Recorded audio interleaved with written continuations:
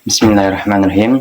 Assalamualaikum warahmatullahi wabarakatuh, Pak. Saya Jakaria, NIM 42023-13033, kelas 2A, dengan absen nomor 9, jurusan Administrasi Bisnis, Prodi D4 Administrasi Negara.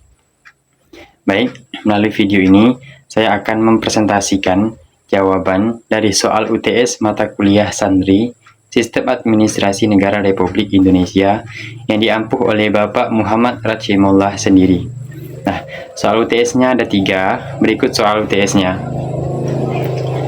Langsung saja ke soal yang pertama. Jelaskan perubahan dalam sistem pemerintahan Indonesia dari masa Orde Lama, Orde Baru hingga Reformasi. Nah, berdasarkan e-Jurnal United, yang pertama itu pada masa Orde Lama itu dimulai pada 1945 sampai 1966. Pada masa Orde Lama, Indonesia mengalami berbagai perubahan sistem pemerintahan. Nah, yang pertama itu di tahun 1945 sampai 1949. Itu sistem presidensial berdasarkan Undang-Undang 1945. Di tahun 1949 sampai 1950, sistem federal dengan Republik Indonesia Serikat, RIS, setelah konferensi Meja Bundar. Di tahun 1950 sampai 1959, sistem parlementer dengan Undang-Undang Sementara 1950. Dan pada tahun 1959 sampai 1966, kembali ke sistem presidensial melalui Dekret Presiden pada tahun 1959, yang memulai era demokrasi terpimpin dengan kekuasaan terpusat pada Presiden Soekarno.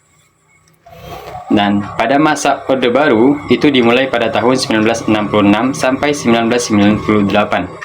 Sistem pemerintahan pada masa Orde Baru tetap presidensial, namun dengan karakteristik khusus. Pertama, militerisasi.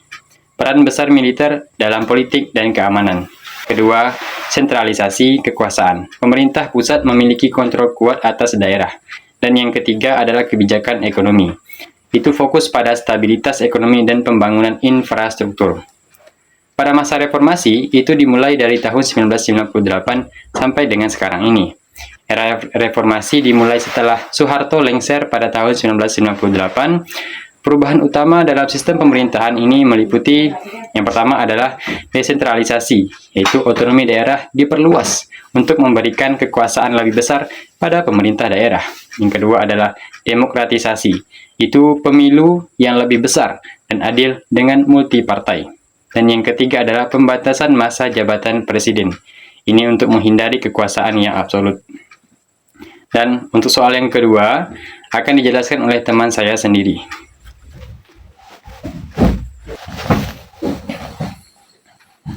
Nah, untuk soal yang kedua, yaitu berikan pendapat saudara apa saja yang menjadi tantangan pemerintah dari masa Orde Lama, Orde Baru, dan Reformasi sekarang. Menurut pendapat saya, pada masa Orde Lama, tantangan yang pertama ialah instabilitas politik. Seringnya pergantian kabinet dan berbagai pemberontakan. Yang kedua ada krisis ekonomi, dengan inflasi yang tinggi dan kurangnya investasi. Yang ketiga, pada bidang keamanan, itu adanya konflik internal seperti PRRI atau Permesta dan konfrontasi dengan Malaysia. Selanjutnya pada masa Orde Baru, tantangan yang pertama ialah KKN, korupsi, kolusi, dan nepotisme, praktik korupsi yang meluas dalam pemerintahan. Yang kedua adalah kebebasan politik, pembatasan terhadap kebebasan berpendapat dan media. Yang ketiga adanya krisis ekonomi. Itu terjadi pada tahun 1997 sampai 1998. Krisis ekonomi Asia yang memicu ketidakstabilan politik dan sosial. Selanjutnya pada masa reformasi. Yang pertama adanya transisi demokrasi dengan menjaga stabilitas politik di tengah perubahan sistem pemerintahan. Yang kedua, ekonomi. Pemulihan dari krisis ekonomi dan perbaikan tata kelola ekonomi. Dan yang ketiga adalah korupsi. Pemberantasan korupsi yang masih menjadi masalah utama. Nah, untuk soal yang selanjutnya akan dijelaskan oleh rekan saya yang tadi.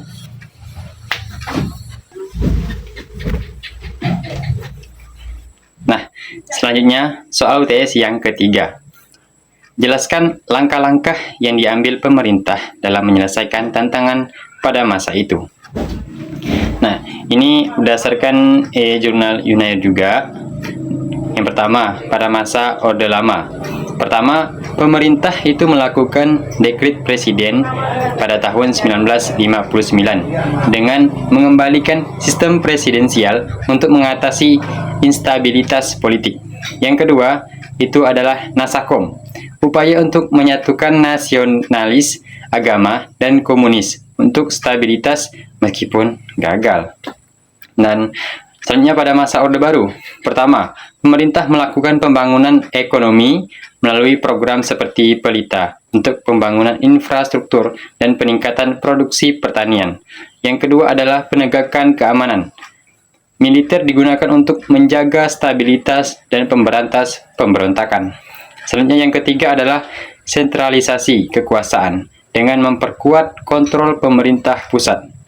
Dan selanjutnya di era reformasi, pertama itu pemerintah melakukan desentralisasi. Apa itu desentralisasi? Itu dengan memberikan otonomi lebih besar kepada daerah untuk meningkatkan efisiensi pemerintahan. Yang kedua itu melakukan pemilu yang bebas. Reformasi pemilu untuk memastikan pemilu yang adil dan transparan. Dan yang ketiga, untuk pemberantasan korupsi. Itu pemerintah melakukan dengan pembentukan Komisi Pemberantasan Korupsi atau KPK untuk memerangi korupsi.